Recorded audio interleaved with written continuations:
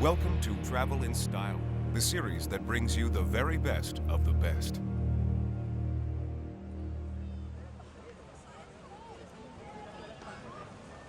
Our first stop is one of the most important tourist destinations in the country. This is the historic center, a must for any lover of colonial architecture. Here, buildings like the Archbishop's Palace, the Basilica Cathedral, and of course, the seat of the government, the Palace of Justice, are all quite incredible buildings to behold. You can find everything in Lima. But there is much more than just beautiful buildings here. This is a shopper's paradise. A lot of silver jewelry boutiques, also textiles, alpacas. We can say that we are a country that also offers history, cultural, also security for people coming from abroad.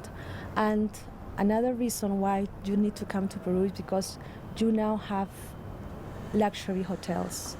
Like here, the Miraflores Park Hotel, a coastal oasis of luxury that's the place to be seen in the city. Here, the mega-rich mingle with celebrities and politicians alike. Its restaurants buzz with an ambience of the well-heeled. This is a place not only to relax, but to strike and close business deals. The 82 suites that we have in Miraflores Park Hotel are the biggest one in the local market. But if you're just out for a vacation and avoiding the world of business, don't worry. This hotel also has a much softer side. This is a great location to just relax and enjoy. In the mornings, you can take a sumptuous breakfast buffet while gazing out over the view of Lima or the huge rolling waves of the ocean, followed by a dip in one of the highest pools in town. Perfect.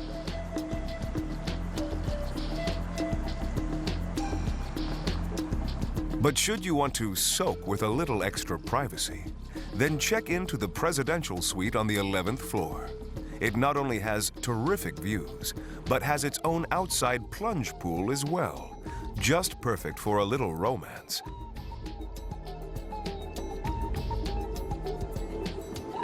It does seem that nothing beats a candlelit dinner. However, it's time to enjoy the moment and the views and store them as memories because we must move on. We are flying off again to Peru's second largest city, Arequipa. Like Lima, the architecture steals the show. Great parks, great squares, but we have flown here not to stay and admire, but to drive to one of the highest hotels in the world.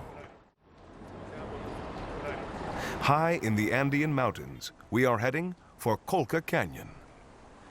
The 4-hour drive takes you to an altitude of 5,000 meters, the same height as base camp in Mount Everest.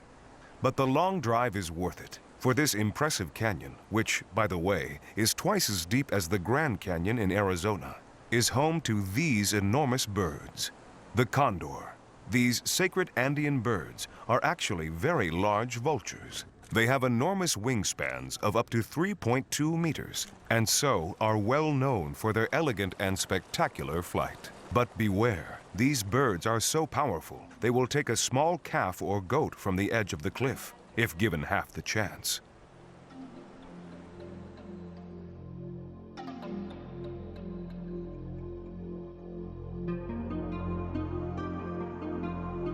Nature, wildlife, and trekking are at the heart of our next hotel. But can that be achieved in world-class style at such high altitudes? Well, you're looking at Las Casitas del Colca, or the Little Houses of Colca. And each one in this remote village-styled resort is yours to stay in, to live in, and feel at home. When we just made the first house, the sample casita, most of the people, we didn't know how to call it. Not a room, not a house, so we called them casitas. And when we started doing looking for the name of the property, I was looking at the guest comment that the people say on our guest book, and they say, most of them say, we feel like home. We feel like we like the service, they make us feel like a family. So casitas, I think, involve that, like a little house. These little houses are truly the height of luxury. Each villa has its own private plunge pool that isn't overlooked by any neighbors. They all have a log fire in the bedroom, and the decor is with local beauty in mind, with an emphasis placed on natural materials.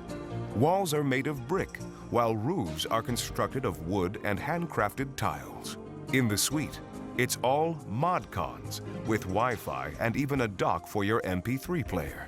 But it's the inside-outside bathrooms that are just simply beautiful. Here, the experience is very back to nature. Just imagine, for example, showering under the open sky. When you stay here, be prepared to join in with all of the activities. It's a little tough at first, as some people do struggle with the altitude, but the thin air is exhilarating. Walks, rides, or fishing at these heights are somehow made even more special. You really feel that you've earned the downtime for a little siesta by your plunge pool, or, of course, a massage in the spa. Inspired by the Inca world, this haven of relaxation embraces nurturing philosophy with a unique menu of revitalizing body treatments inspired by fresh herbs and organic products that are indigenous to the Andes, Colca Valley, and the highlands of Peru. This is a fantastic place for children to stay. As well as the fun of the water activities in the pool, they are encouraged to explore and discover. It's a little like staying on a farm with endless gardens and fish-filled ponds. Even a walk through the expansive vegetable gardens can turn into an adventure for the young at heart. It was always the plan for this resort to become completely self-sufficient with its fresh produce. But the gardeners have been so successful at growing all manner of herbs and root vegetables that they have started to help the local community by providing the ingredients to make soup for the needy of a nearby village. Sister Antonia is from the Merignol congregation. She's in Peru like 50 years, and in Colca especially, she's 35 years. She's living here. She helped to the community, the poor people, with breakfast every day. She prepares like 400 breakfasts for the people who need it, and the way that she asks for the payment or like a contribution is with a piece of wood or a piece of something that helps to make a fire. They start 3:30 in the morning or 4 o'clock in the morning to prepare either a soup or some milk or any kind of hot meal. And a couple of, they give breads and fruits as well. And they do it from Monday to Saturday. This scheme is all part of the hotel's commitment to social responsibility.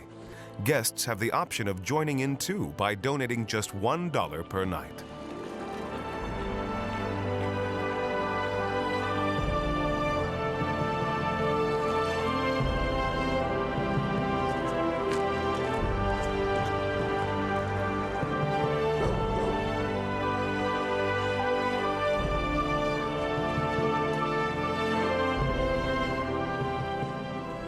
When all the people is there waiting for them, they register in a book. They leave the piece of wood and they go to receive their breakfast.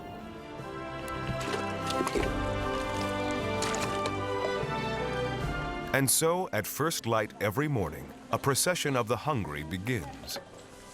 Guests are invited to see this humbling sight. For most, it puts life in perspective. And for those who donate, it brings a satisfying feeling. It's good to know that they have helped a local community. And it's also a unique experience to see their charitable results at work firsthand. Hello, Iguazu. We have flown south to the border of Brazil and Argentina in search of adventure.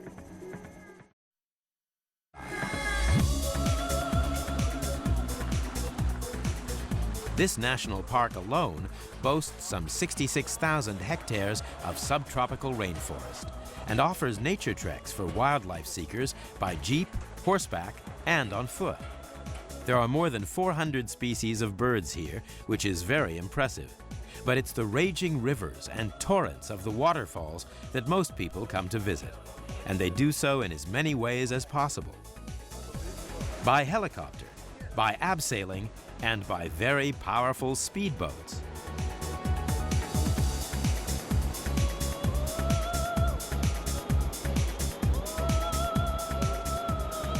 These 300 horsepower ribs are the perfect tool for getting up close and personal to one of Mother Nature's biggest power plants. The eyeball-shaking, knuckle-biting ride is not for the faint-hearted, nor for those with a fear of water. These brave souls on board are speeding towards 400,000 gallons of water per second, thundering down a drop of 269 feet. Whew, it seems that the captain has decided that this view is close enough.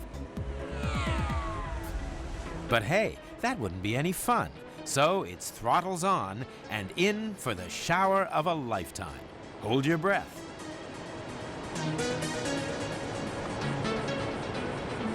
At 5,249 feet, Victoria Falls in South Africa takes the record for the largest single curtain of water. But here at Igauza, there are 275 falls across a distance of 1.6 miles, making them the widest waterfalls in the world. Daily, 1.3 million square feet of water pour endlessly, creating a constant roar that can be heard for miles. But that's enough demographics. Let's take to the air and check out where the world-class team has chosen to stay. Is it possible to find a luxury hotel in a subtropical rainforest?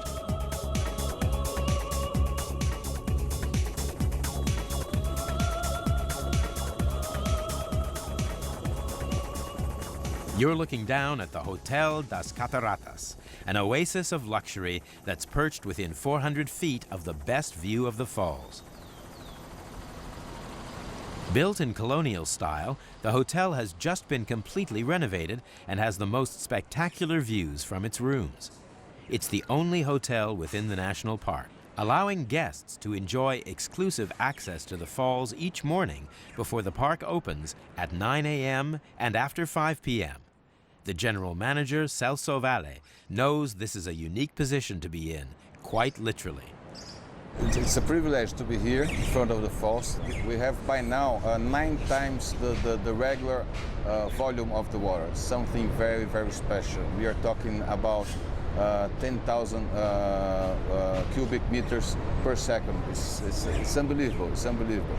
From your room, you can take a nap at afternoon or sleep at night, just listen to the roar. It's something really, really special. The noise of the falls is somehow comforting, never stopping, always there. It's humbling and puts the world back into perspective. How small we humans are against the relentless power of Mother Nature.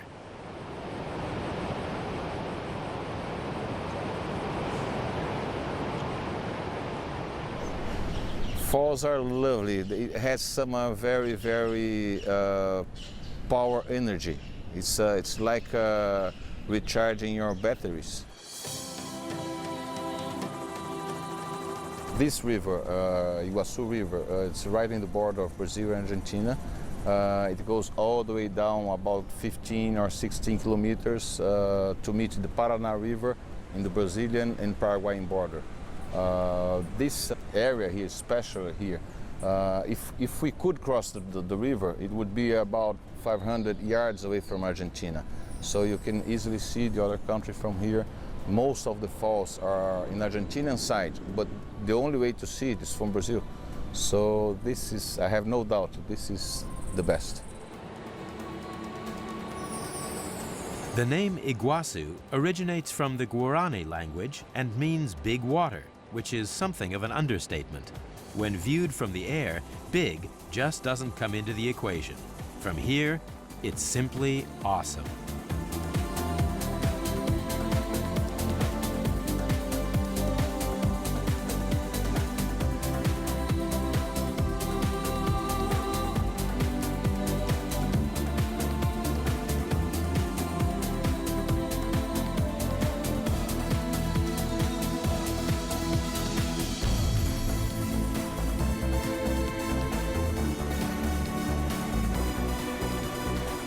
There are 19 big waterfalls, the biggest of which is the Devil's Throat, which measures over 90 meters high and generates a rainbow from its plume that can be seen by day and even by night under a full moon.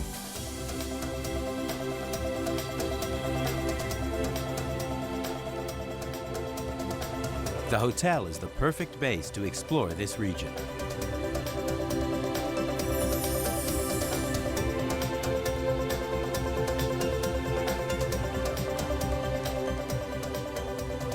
It's hard to believe that such sanctuary could be created in an environment that could so easily be hostile.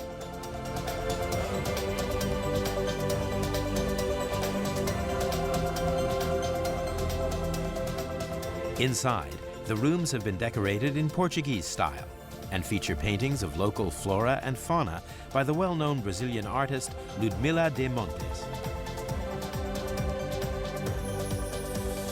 With a myriad of thrill-seeking activities to try in the park, this is a real chill zone. People love the experience of being here. It's just, it looks like paradise. You have a chance to see a lot of different animals. Like this odd-looking fella, an Azaras aguti, a small relative of the capybara. We have several kinds of birds, different species here. It's about 300 or so. Also for butterflies, we have the puma, the jaguar, deers, lizards. Better make that lizards of all sizes. But the guys who really steal the show in the gardens are these incredible birds. At first glance, from behind, this could be any blackbird or crow. But wait for that profile shot. Now you get the picture. With large, boldly colored bills that give them a distinctly out-of-balance appearance. These are, of course, toucans. It's almost a marvel they can fly, but actually, and thankfully for these comical birds, their bills are much lighter in weight than they appear, because the inside is mostly hollow. Toucans get their name from tucano, given to them by the Tupi Indians of Brazil, and there are around 42 different species of them. While out and about, you will easily spot 2 or 3 varieties in the trees of Iguazu. But if you prefer cheating with your bird spotting, then help is at hand in the Parque das Aves, where you get to see some amazing tropical birds up close. Here, roseate spoonbills waddle with scarlet ibis, while macaws watch with interest. But once again, stealing the show are our friends, the toucans. Is that close enough for you? They are very funny, they are very curious, they used to be very near people, and because they are interested in colors, and if you have a ring or if you have something in your hair, they're always looking and they're always near people to see what happened and what they're doing, especially when you have a camera to take pictures, there's always some metal and that shines and they want to see what happened. This fella is the Toko toucan, the largest and arguably the best-known species in the toucan family. Inside his bill, his tongue is almost as long and totally flat. He appears to have big blue eyes, but actually, look closer. It's just a thin line of blue skin. How about that? Mother Nature's own eyeliner.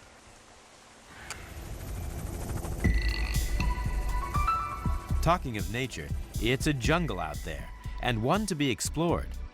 Let's move away from cages and aviaries and discover the secrets that hide under the canopy of this lush environment.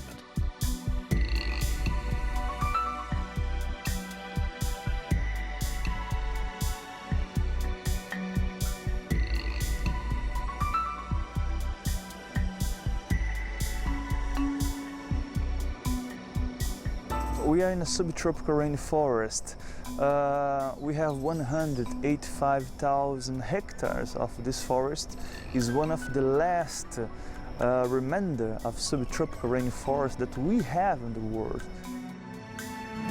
The subtropical rainforest, here for example, the canopy is not so dense, so thick like in Amazon one. So what happened is the light can pass through the canopy and touch the soil. So that's why we have a different strata of vegetation here. We used to say it's so much easier you walk through Amazon jungle than here, because there the canopy is really, really thick. It's like a carpet, yes, and so it's really hard for the light to pass through it. But here not, here is totally different. Here, for example, is one of the last habitats for animals like pumas, jaguars, ocelots. For example, margai cat. So we have here more than 85 different kinds of mammals. Now, who's that hanging around? This is the capuchin monkey. We have two species of monkey in the park. We have the capuchin and the howler monkey, but this one is really hard to see.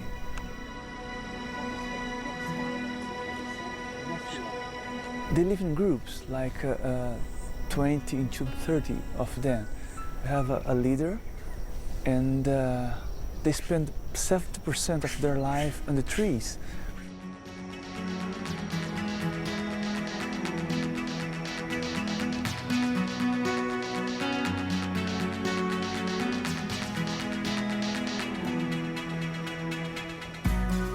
They are one of the most intelligent monkey in America because they can take stones to break nuts, and also they can take like a branch to get in honey. So they're really clever.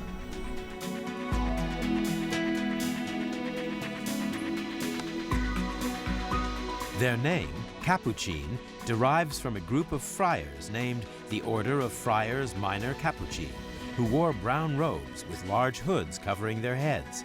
So the explorers who first discovered this monkey thought they looked like, well, monks.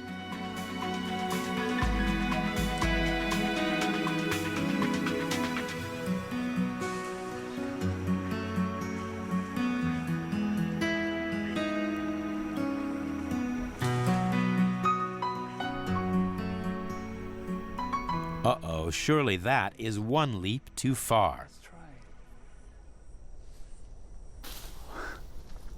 I saw many times they jumped, but I never saw like this. They're amazing. Well, thankfully, the little fellow made it and lives to tell his tale of human spotting another day. Which brings us neatly to the close of another day in paradise. Torches are lit. And the barbecue, known as churrasco, a big tradition in Brazil, is well underway.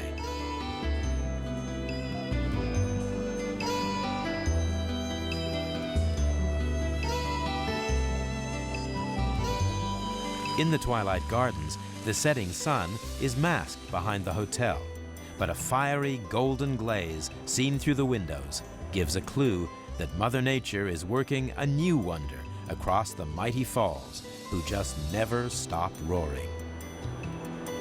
Incredible, awesome, or just big water. Let's just settle for Iguazu for now.